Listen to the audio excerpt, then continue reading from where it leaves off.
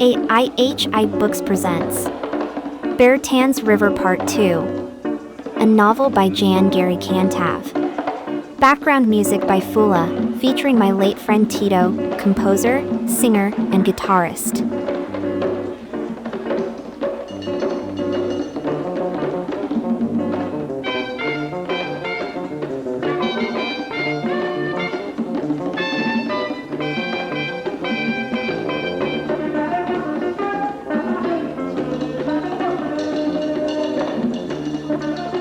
Chapter 5. The River is Tired. When the small minivan drove me from Pellerin, where I spent a few days during my first reunion with Haiti Sherry, I saw the river for the first time in years. I was so happy that it was still there that I didn't realize it was sick and tired. The car I was riding in crossed the river with ease. The truck was not well known in the area. Every eye was deciphering it, the driver and me, the only passenger. The riverbed was about half gravel and half water. The driver told me that when it rains, the water fills up the whole riverbed and sometimes reaches such a height that it covers the bridge. I turned around to my right and saw a small bridge for pedestrians only. It was so high that I could not believe the water could sometimes top it. Believe it or not, it was very similar to the bridge that I dreamed about so many times back in the U.S. The river was still there, but it was fighting hard to stay alive. The piles of trash that nonchalantly hung at the sides of the flowing stream confirmed that it served as the city's dump for decades.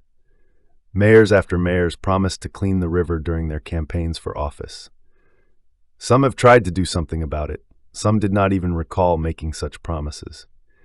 Decrees, laws, motivation programs, foreign aid, lots of foreign aid money, and attempts at fixing the dilapidation of the river have all come short of their objective. Nothing can deter the population from trashing such an asset. The people living in Bertin and those living upstream are as proud and intelligent as the people in any society. They know that this constantly moving body of water could be better utilized, but it seems they lack the will to change course. Using a flowing river as a dumping site for trash is such an easy way to get rid of it that it may take a few generations before we can fully start taking better care of such a great treasure. The thrilling satisfaction of seeing a bag of trash waving goodbye in the river seems so strong that even those who receive a salary to educate others about keeping the river clean are part of the army of polluters. Maybe the Haitian Health Ministry should consider adding pollution to the list of highly addictive activities in the country. The river is no longer what it was before. The old generation, the people in their 60s and up, can still remember when it was a long belt of crystal water happily flowing towards the ocean.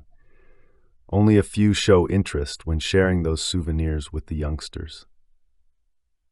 Most people of the new generation choose not to believe that the river is different. Those who understand the problem have an "I can do nothing about it" attitude. As a result, year after year it gets worse. The river has been sick for a very long time. Its strength has diminished, and its color has changed. On a good day, it is light beige, but the polluters, the animals, and the kids care less. They still enjoy it as if it were the cleanest in the world. The only thing that has yet to change in the river is its temperature. At least it feels as cold as it used to be when my friends and I played in it. Sorry, Brother Al, global warming has yet to arrive in Bertin. The river is still very cold. The elders often recount how different it was a few decades ago. It's hard to believe that there was a time when the river was so clean that it was Bertin's primary source of drinking water. Now, the only drinking water available in the neighborhood comes in plastic bags or bottles, large and small. This new reality is as expensive as it is polluting, but so far, no one has a good solution. 4 decades ago, Bertin was still well known for its beautiful river and its endless fields of lime and hibiscus trees. The people of a certain age know that, because of so many lime trees, it was called Nan Citron, in the limes. Although Bertin, Nan Citron, was very beautiful, few people lived there. It has a particular reputation. If a man and a woman were seen going to or coming from the area, most people knew what was about to happen between the two, or what had just happened. Birds, butterflies, and dragonflies were happy residents of this little paradise. Even the elusive hummingbirds harvesting the nectar from large, red, fleshy hibiscus flowers were among the many birds of non-citron. There's something magical about those little birds. Young boys get very agitated at their sight.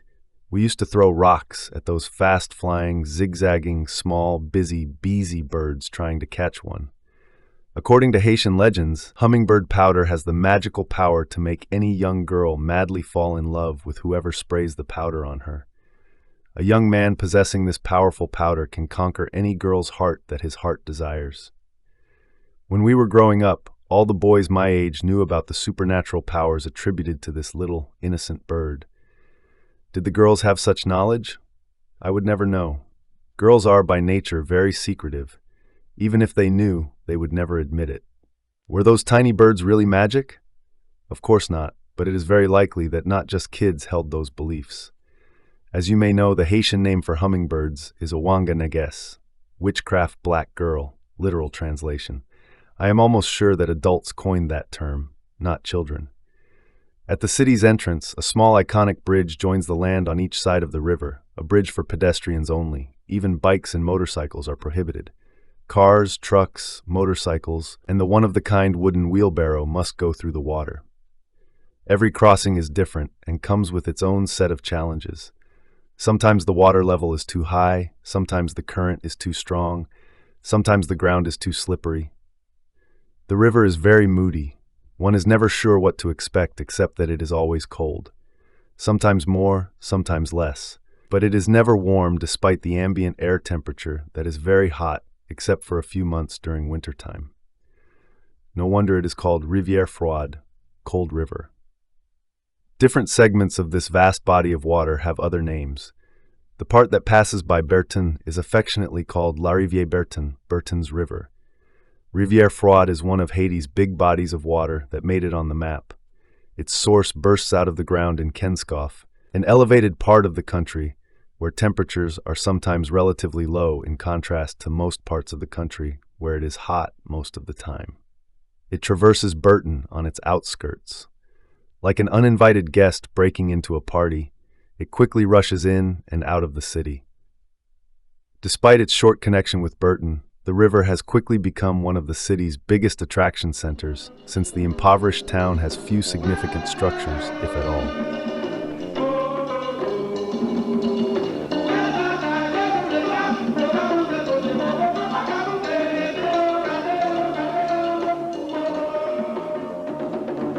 Chapter 6: Health, Wealth, and Political Powers. Many people living in Bertin believe that Bertin's river is an entity with special powers. Some people would not cross it after a certain time during the day. Some people talk to the river about issues in their lives as you would to a shrink if you happen to believe that a therapist can effectively disentangle the ill-aligned neurons in your brain. The belief that there is something extraordinary about the river is so entrenched in the residents of Bertin that some people, even after migrating to other parts of the world, religiously come back at least once a year to get their dose of lucky bath for their protection. Many Bertinoises, Bertin's women, take the plunge into the river to extricate foolishness out of their immature husbands, while others, disregarding the misery of those married women who are going through hell, secretly beg the river to give them a husband, good or bad. They are about to coiffer Saint Catherine, becoming a spinster, and their empty hearts and beds would welcome a man, preferably wise, but a slightly foolish would do. Most people who got in the lucky bath affair do so for financial reasons. They wish to get a well-paying job that does not just pay good money, but also on time. Those with greater faith, faith that can move mountains, make requests for a U.S. visa. The lazy ones wish for money without work. They wish to find money on the ground. When it was still legal to send bottled liquid to the U.S. via airplanes, before 9/11, a smart guy with no formal business education got the clever idea to exploit the belief that the river has special powers to make a living. He created a business where the primary operation consisted of bottling water from the river for sale in the U.S. From the start, it was a very lucrative business, charging $20 to $30 per bottle, and he made significant profits. The gentleman conveniently called its product Bertin Miracle Water, BMW.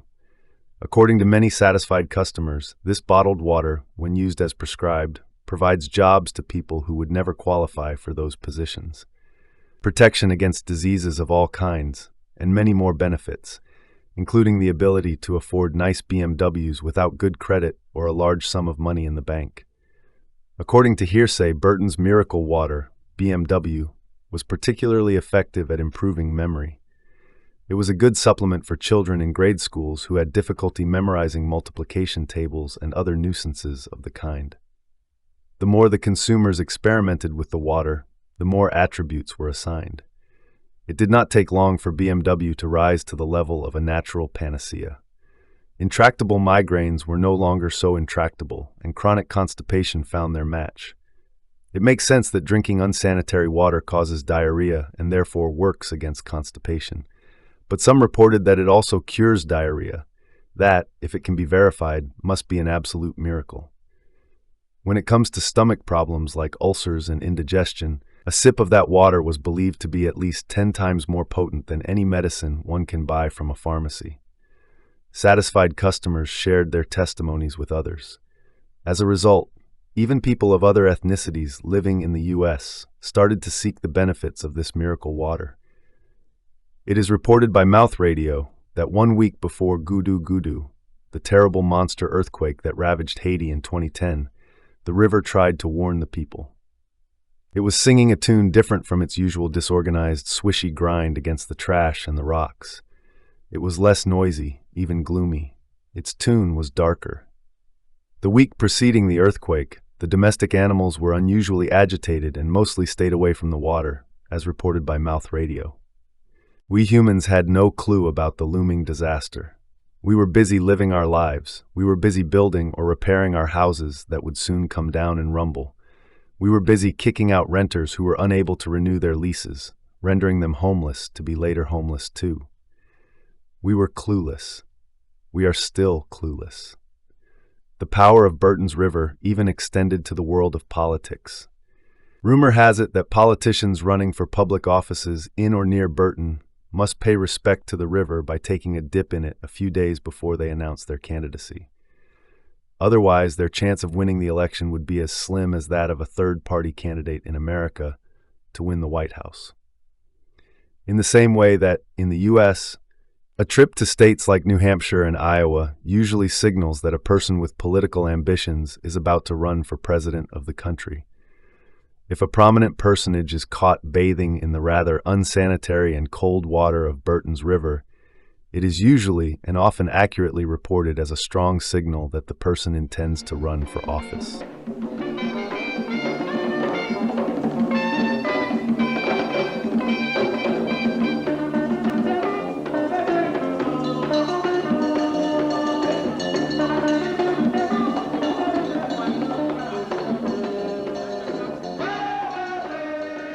Chapter 7. Not Just the River. In this small Caribbean country, any huge structures, whether man-made or natural, are automatically believed to possess special, even mystical powers. Large rivers, trees, and deep ditches are always more than the eyes can see, especially at night. Nothing is simple on this small island. Ask any Haitian, Catholics, Protestants, voodoo adherents, what goes to their minds when a giant black butterfly wanders into their homes, when dogs bark for long periods for no apparent reason, or when it rains while the sun is shining. If you care to listen, you will hear many scary stories that have the potential to fill many books. Death is also an extraordinary event in Haiti. If you choose to believe what people are saying, in Haiti, almost no one dies of natural causes. There is no such thing as natural death. Even when one dies in a car accident, the accident may not have been just a simple accident. The driver or a passenger may have abused someone who promised to bring the case to the Almighty or to the gods of our ancestors, et voila. There is a mystical explanation for everything. Wealth does not escape supernatural explanation. People do not get rich by working hard and being intelligent. They must have sold themselves or a family member to the devil. The supernatural is very powerful in Haiti, at least in our minds. Old people who live alone, especially women with long, unkempt gray hair, are great candidates to be feared because they must be loup-garous, human-eating monsters. At night, the people's imagination transforms them into mythical beasts lurking in the dark, searching for vulnerable children to eat. God forbid diarrhea, malnutrition, infection, or other common ailments take the life of a young child in the neighborhood. No water can wash the reputation of that poor old woman. That's the price one must pay to grow too old in Haiti. The reputation of large trees is not spared either. Tall trees, especially oak trees, are believed to house all sorts of secret meetings between the forces of evil at night. People who hold those beliefs will take long roads at night to avoid walking alone under those tall, mystical trees.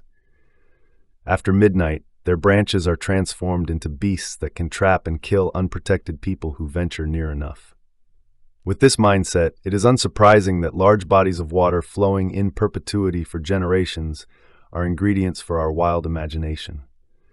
When you think about it, it is a great mystery for even the educated minds that rivers run day and night, dumping their content in oceans that never fill and never will. We learned in grade school about the water cycle. Concede to me that it still looks mysterious. In Haiti, any big river has magical stories attached to it. There is always a someone who went to swim in the river to never be seen again for months or even years, and later this someone would reappear. According to legends, those people would spend all this time underwater with spiritual beings and come up with special powers. The power to disappear, the power to remain unscratched by even close-range gunshots, the power to escape jail in case they are incarcerated, etc. Not everyone believes those stories are true. The reality is that most sophisticated people don't.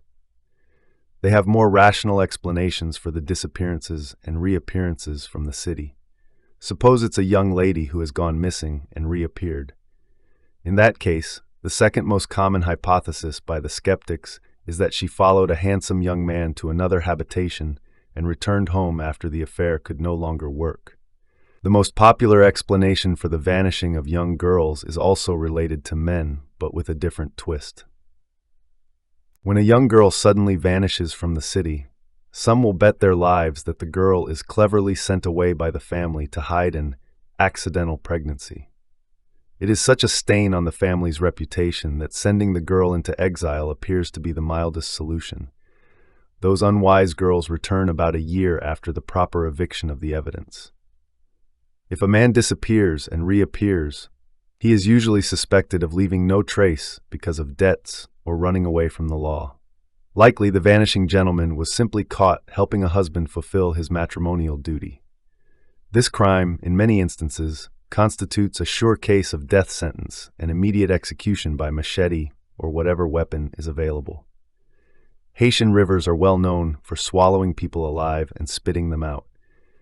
But these are stories. I have yet to see a river spitting someone back alive. I suspect no one has, and of course, I was very reluctant to believe such make-believe events really happen. Background music by Fula, featuring my late friend Tito, composer, singer, and guitarist. End of part 2.